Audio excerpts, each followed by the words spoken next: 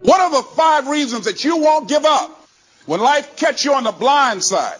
When the messenger of misery visits you, what are you going to do? What will keep you in the game when life knocks you to the canvas? Life's going to punch you right in the face. Life's going to fire you over and over again. You're going to be told you're not good enough. Your faith is going to be tested. Your family's going to look you in the eye and say, how do we get health insurance next month? I don't know. But I know we're going to make it. You know who's going to bail you out? You know who's going to come and rescue you? You know who's going to come and save the day? No one. No one's going to come and do it for you. You're going to have to do it all yourself. See, the Buster Douglas that fought in the last fight was not the Buster Douglas that fought Mike Tyson. See, the Buster Douglas that got knocked down while fighting Mike Tyson had gotten out of an alcohol recovery center. His mother had died. His wife was ill with a terminal illness. He was considered a nothing, a bum. So when he got knocked down, Buster Douglas had a reason to get back up because he said, I'm dedicating this fight to the memory of my mama. Life is hard, man. That's what it's about. Life is a challenge. If you don't work as hard as you can, if you don't sacrifice everything, if you don't get rejected and keep coming back for more, if you don't get your loyalty tested and your faith tested, you don't love that thing if you bail out. So if you fought through all that, that's love. So you got to have some reasons that when life knocks you down, and it's going to knock you down. When people disappoint you, and that's going to happen. When they betray you, and that's going to happen. When they lie to you, and that's going to happen. When they say, oh, you can count on me, and they won't show up, and that's going to happen. When you want to throw in the towel and give up yourself, and that's going to happen. When life collapses on you and catch you on the blind side, what reason can you remember that you can call on, that you can reach on, that can make you get back up? Find that reason. So life had knocked me down. I said, life, I'm doing this because I want to make my mama proud. I'm doing this because I want my children to have a better life than what I have. I'm doing this because all my life I've been told I'd be a loser, that I wouldn't make it. I'm doing this to make them alive. I believe, like Frank Sinatra, he said, the best revenge in life is massive success. I'm doing this so I can become massively successful. And with that kind of courage, with that kind of affirmation and reason to empower me, I got a saying that when life knocks you down, try and land on your back, because if you can look up, you can get up.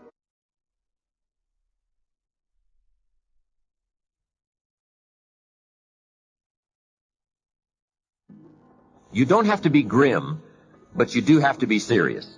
Hey, everybody hopes things will get better, but remember, the future does not get better by hope. It gets better by plan. And hope unaided by clear plans can finally become an illness.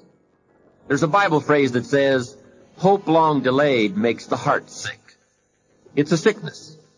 I used to have the illness known as passive hope. It's bad. And there's one that is even worse, and that is called happy hope. That is really bad. The man is 50, and he's broke, and he's still smiling. That's bad. So get serious. Make plans. Put them on paper. My suggestion from experience. There's a phrase from the Bible that goes, without dreams and vision, we perish. How true. Humans have this unique ability to aspire, to dream, to go for something, to become something. Without that, life is not life. We must have dreams and never give up on our dreams. I'd like to share a few ways your use of time are affected by or influence the achievement of your goals. Have you ever thought that without some very clear written goals, you never even need to consider managing your time? Time essentials come from objectives well defined. Time can't be critical if objectives aren't defined. Now you might be one of those uniquely fortunate individuals who can keep all their objectives and purposes clearly defined in their minds and operate from that. But I wouldn't take the chance. Write your goals down and set careful priorities. Sometimes priorities are determined by the season. For a farmer in springtime, the season dictates his most important activities. During the spring, a farmer must work around the clock, burn the midnight oil, and keep the equipment running because he has only this small window of time for the planting of his crops. One of the difficulties of living in an industrialized society is the losing of the sense of seasons. When to pour it on, when to ease back, when to take advantage. It's easy to keep going from 9 to 5, year in and year out, and lose a natural sense of priorities and appropriate time. Don't let one year just blend into the next. Keep an eye on your own seasons, lest you lose track of values and substance. Part of setting priorities is learning to separate major activities from minor activities. This is a whole skill in itself, but once you have learned it, it will pay dividends you won't believe. So learn to put everything on your mental scales to be carefully weighed before you spend time or money. Of your sanity is socially distributed. And what I mean by that is, well, let's say that you know how to behave. You're well socialized. You can play with others. Now, I said already in this conversation, if you didn't learn to play with others between the time you were 2 and 4, you will never learn. And psychologists have beat their heads against the wall trying to rehabilitate antisocial children. They can't do it after the age of 4. Is that because areas of the brain just don't develop? Well, it seems to be partly because the kids fall farther and farther behind. So let's say you make the leap from egocentric dependence on your mother at 2 and 3 to immersion in a peer group.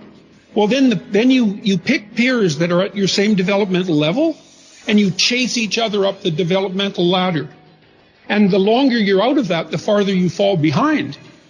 And so, kids, 5-year-old kids might come across another 5-year-old kid who tends to cry too much if they don't get their way.